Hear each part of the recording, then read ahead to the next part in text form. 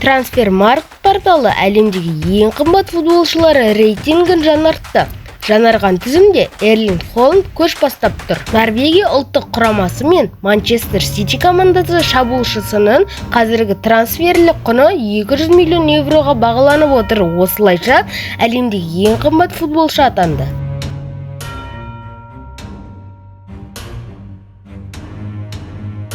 Екінші орында Джуд Беллингем, Джуд Вектор Уильям келді.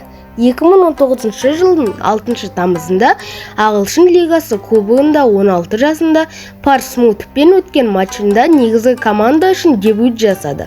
Бирмингем клубы тарихындағы ең жас дебюттан болды. Ал 25 тамызда чемпионшипте сонымен қатар клуб тарихындағы ең жас гол авторы болды.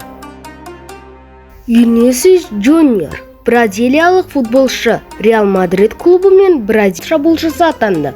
2017 жылдың 13 мамырында Бразилия чемпионатынан 45 миллион евроға өсті.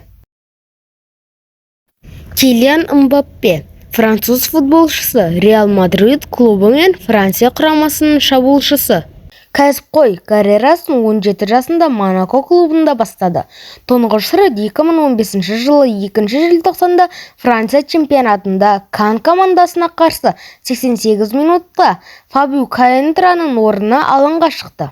8 күннен соң Еврокубоктердегі дебют ойынын өткізіп, Европа лигасының 6 турында Тоттенхемге қарсы ойынға алаңға шықты.